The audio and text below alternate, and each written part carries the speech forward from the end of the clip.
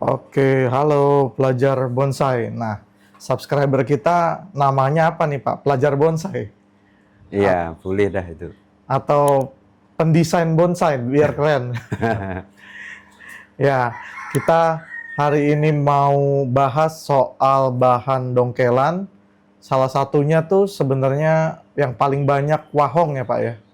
Iya, Nah, wahong ini salah satu bahan bonsai yang biasa bisa dibikin aksen kering. Jadi memang kayunya keras. Nah, di depan kita nih ada bahan dongkelan wahong laut tapi sudah disisip sancang. Nah, waktu itu kebetulan saya belanjanya dari Kang Mudi. Nanti ada tuh videonya tuh, boleh dilihat. Nah, sekarang kita mau bahas soal bahan ini. Kalau mau dioptimalkan, sebaiknya konsep apa nih Pak? iya. Jadi sebelum kita membuat konsep, jadi kita mesti tahu keberadaan pohonnya. Jadi kebetulan ini adalah kelam. Jadi pohon yang beberapa batang. Dan kemudian kendalanya, ini yang kita harus tahu bahwa kendala di sini adalah yang menutupi batang itu kebetulan ini akar sebagian besar sih udah dipotong tinggal dicabut. Jadi ini mengganggu pandangan. Kemudian yang kedua, suplai yang dari asalnya itu bisa kalah.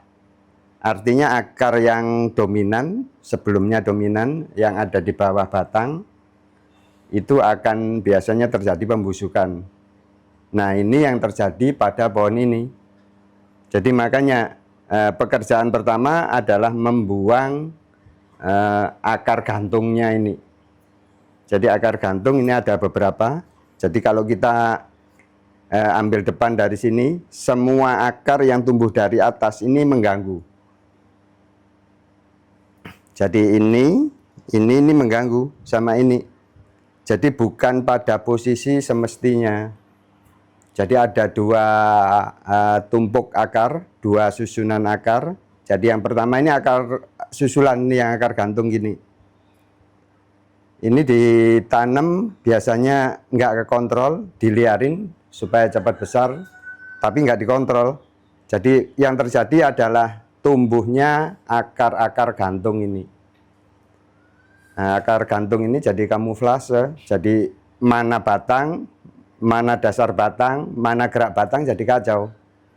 Nah ini coba nanti kita, ini sebagian sudah dipotong, nanti kita cabutin. Seleksi ya Pak? Iya, jadi supaya tahu mana sebenarnya sisi terbaik yang akan kita tampilkan. Tapi sebetulnya Pak, kalau di bonsai beringin, nah itu kan juga ada tuh yang bikin dengan gaya akar gantung. Iya. Nah itu apakah sama kayak kasusnya kayak gini? Atau sama beda? sebenarnya.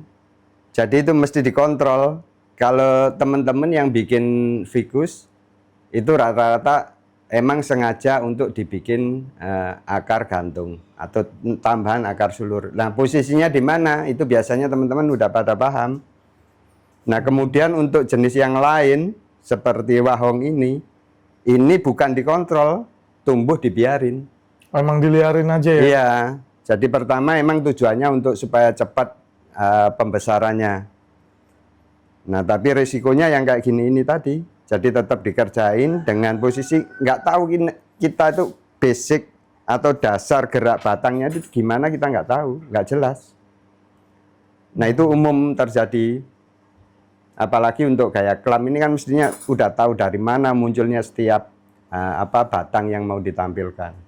Nah, makanya nih guys, kita bikin nih yang kelam. Karena rata-rata pelajar bonsai itu kebingungan ya Pak. Iya. Kalau nemu bahan seperti ini, itu gayanya mau gimana? Dan treatment awalnya apa? Langkah pertama. Nah, berarti langkah pertamanya itu sebenarnya mempertegas alur batang. Iya. Oke. Supaya ketahuan itu. Ini sementara kan ketutup akar sulurnya atau akar gantungnya itu. Oke deh, mari kita proses aja deh biar makin tegas.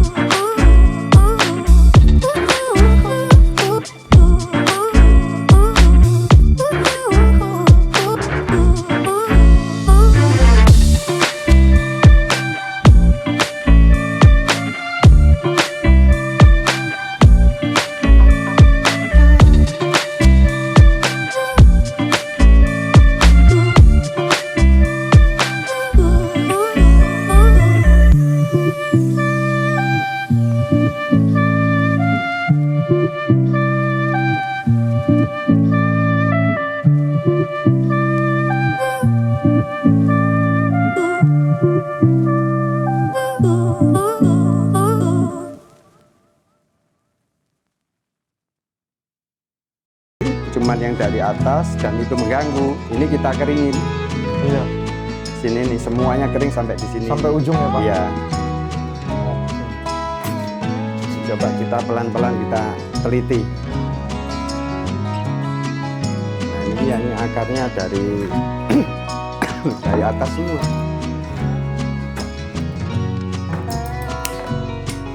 Pak, bagian sudah kering.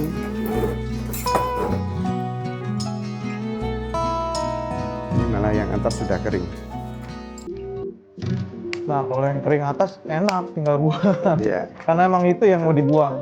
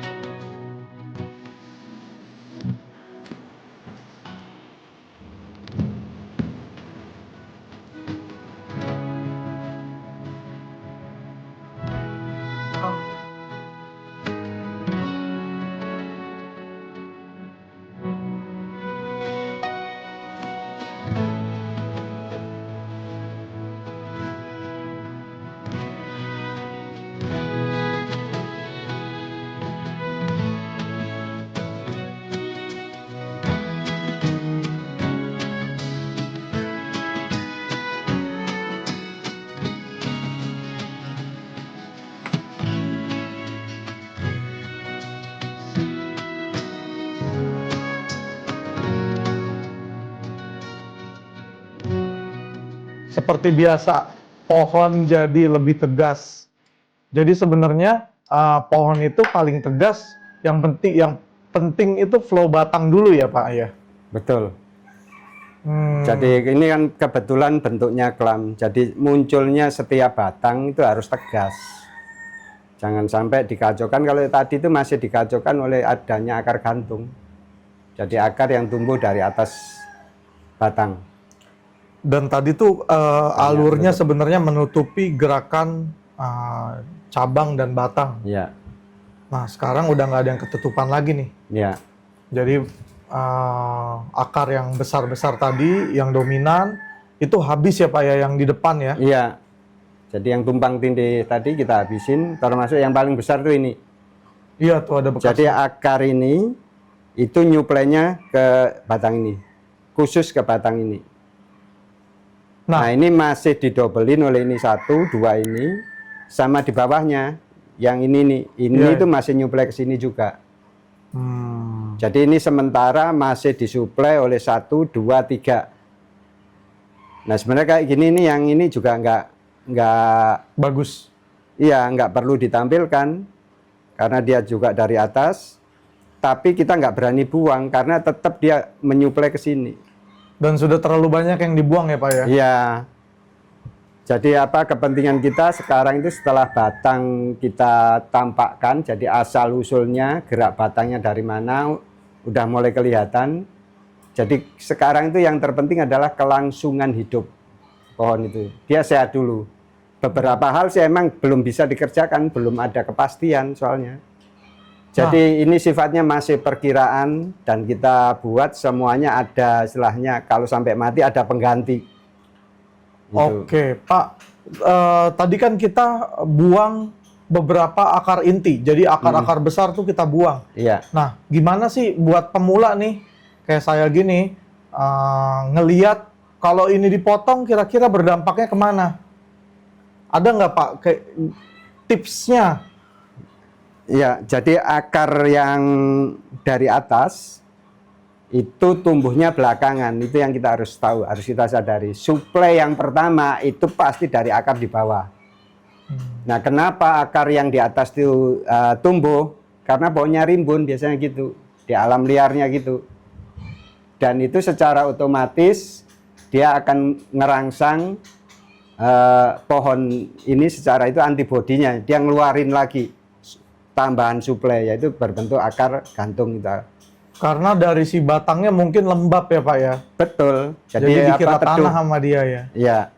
Dia butuh hidup, tetap butuh hidup untuk eksis. Nah makanya ditumbuh.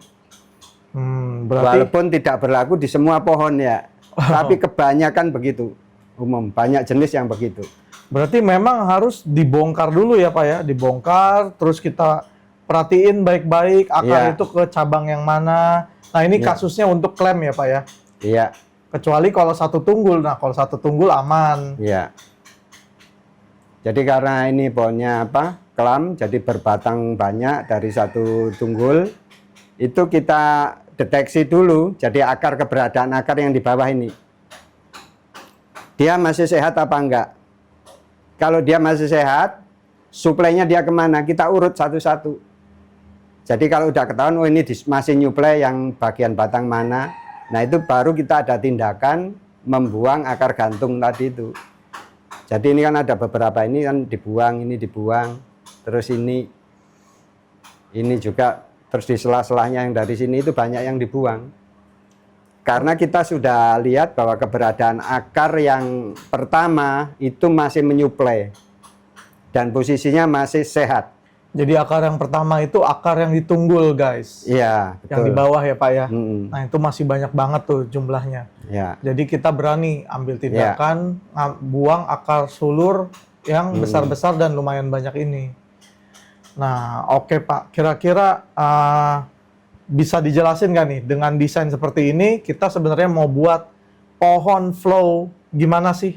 Ya, jadi ini sudah ketemu, jadi keberadaan masternya, maskotnya di klam itu ada batang, yaitu batang ini. Ini kita lihat nih asal usulnya, ini turunnya itu. Ini disuplai, ini turun, ini sampai ke sini juga, terus sampai di sini ini ada.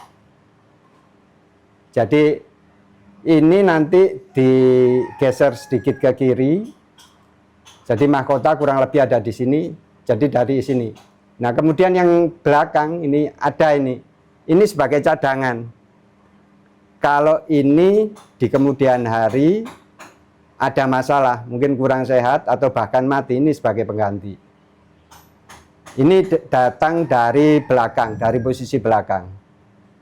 Nah, ini kalau ini hidup, ini juga hidup, ini dipendekin yang belakang ini. Jadi tetap top flow-nya ada di sini nih, dari batang ini. Soalnya ini betul-betul dari belakang dan memenuhi syarat. Jadi kelihatan sekali alurnya. Nah, oke, berarti kalau dari kamera nih kita reposisi sedikit. Yang tadinya lurus seperti ini jadi agak miring ya, Pak ya? Ya, jadi sekarang itu kita posisikan begini nih. Nah, buat pelajar bonsai yang ngikutin dari awal pasti langsung sadar kenapa kita miringin. Jadi yang pertama ini yang kita expose. Jadi ini batang yang keluar, ini benar-benar keluar dia. Jadi dia tidak dalam satu formasi di sini, di kelamnya sini. Nah, ini kita keluarin dan ini nanti boleh ada mahkota kira-kira di sini nih, di atasnya ini. Jadi ini panjang sekali. Jadi ini perlu proses pembesaran. Ada 2 titik tumbuh, kita nanti pilih aja yang paling sehat. Ini nggak lama nungguin ini, jadi kita 2-3 bulan udah bisa ambil kesimpulan. Kalau yang utama yang ini, yang paling besar soalnya. Kalau tumbuhnya sama-sama sehat, kita pakai yang gede. Jadi 2 atau 3 bulan kita harus ambil kesimpulan yang mana. Jadi biar langsung konsentrasi pertumbuhan, biar lebih cepat. Tuh. Nah, kemudian yang kedua, ini nanti posisinya ya. Saya tambahin lagi, posisinya ini ke samping kanan agak ke depan. Jadi mungkin di sini nih, kurang lebih ya, nanti mahkotanya. Kemudian yang kedua, ini kita expose juga. Ini sama-sama ke kanan, ini ke kanannya ke kanan belakang. Artinya nggak mungkin berbenturan sama ini. Jadi ini ke kanan ke depan, ini ke kanan agak ke belakang. Jadi ada space. Nah, kemudian mahkotanya itu ada di sini dan agak cenderung ke kiri supaya di sini itu ada ruang yang cukup. Nah, itu yang biasa kita sebut, kita namakan sebagai kontraflow. Nah, kalau yang besar di belakang itu yang ke atas kering ya, Pak? Iya, ini sengaja dikeringin. Ini sih asalnya dia hidup, kita keringin. Soalnya kita nggak mungkin pakai yang ini. Soalnya ini nanti akan ngisi yang di keringan ini, dari sini nih. Yang tadi buat cadangan mahkota. Oke. Jadi ini nanti tinggal potong, dia keluar untuk ngisi di sini. Nah, berarti itu nanti kita kecilin lagi ya, Pak ya? Kita Iya. apa ya istilahnya ya? Ya di finishing Ya, lah. di Jadi ini kan finishing cuma kecil. diambil kulitnya aja. Iya, betul. Yang penting dihentikan dulu kambiumnya. Betul. Nah, paling kalau dari itu kita coba kawatin sedikit yang kecil-kecil biar teman-teman makin kebayang deh.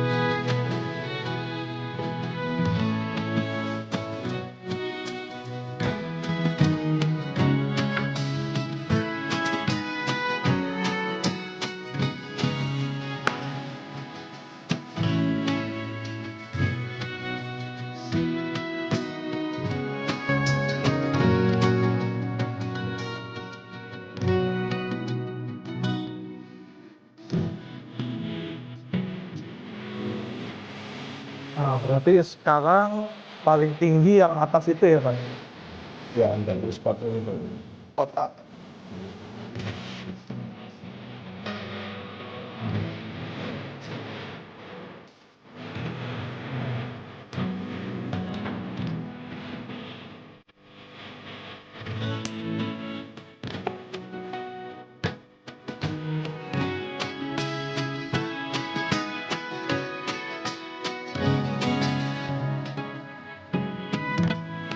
Nah, yang mau dibikin yang mana Pak? Yang mau digede ini yang ini boleh salah satu. Nah, terus ini juga pilih salah satu untuk soalnya di sini ada semi mahkota. Oh, Umpamanya sih ini. itu besar banget nggak? Enggak. Ya paling segini ini. Oh. Nah, kalau yang tangan imbangnya segimana sih Pak harusnya? Jadi itu kalau kita ngomong sepertiga itu untuk pohon-pohon utuh, pohon-pohon tunggal utamanya. Sepertiga ya? Iya, Sepertiga diameter batang iya.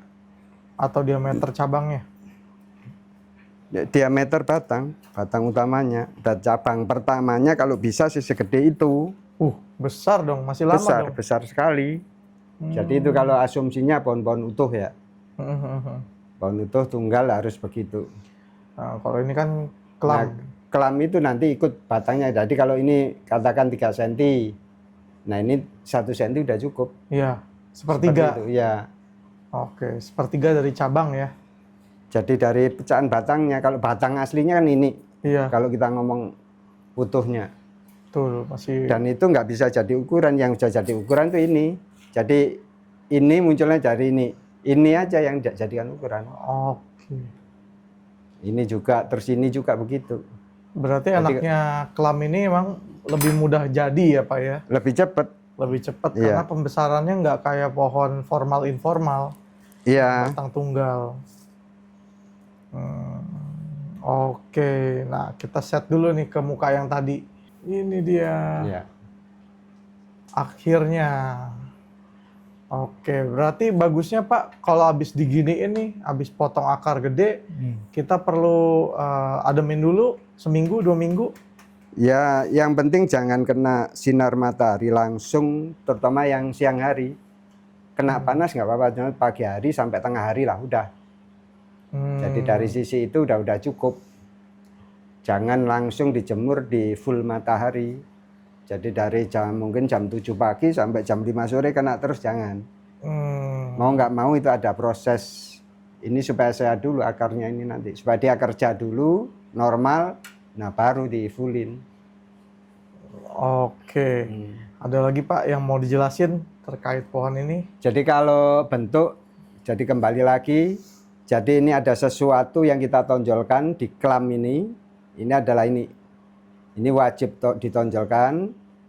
Dan dia harus dipantaskan juga size-nya. Ini, kemudian geraknya. Dan yang ini yang kita mau expose, ini perlu pembesaran ada di batang ini. Nanti pilih aja yang paling sehat. Jadi ini adanya di sebelah kanan, cuman dia akan mengarah ke depan. Berarti kita harus proses lagi penyehatan ya Pak? Iya, jadi ini memenuhi syarat untuk digedein walaupun nggak utuh. Jadi karena yang lain juga ada kombinasi sama keringan, ini juga nantinya ada kombinasi keringan. Kebetulan yang dari belakang ini udah ada keringan, tinggal nerusin yang dari pangkalnya ini nanti. Jadi kita lihat jalurnya aja. Oh. Jadi ini layak. Jadi kalau keberadaan secara anatomis, secara fisiknya pohon, ini memenuhi syarat untuk diekspos. Selain letaknya tadi ya. Berarti jangan buru-buru langsung dikeringin nih. Emang iya. Apalagi Pohon sehat dulu. Apalagi habis potong akar, biasanya teman-teman pemula tuh pengennya, aduh langsung proses deh biar kelihatan beda. Jangan ya. Jadi kita bukan dibentuk aja melalui proses, di kesehatan kita juga harus berani melalui proses, sabar. Tuh, jadi jangan buru-buru, jangan nafsu ya Pak ya. Iya, jangan langsung dijemur. Tahu-tahu loh Iya. Oke, sip. Materi kali ini kita harus bersabar untuk kesehatan pohonnya. Oke, kita nanti sambung lagi di episode berikutnya. kita lihat nih pohonnya jadi seperti apa. Sip, kasih Bang.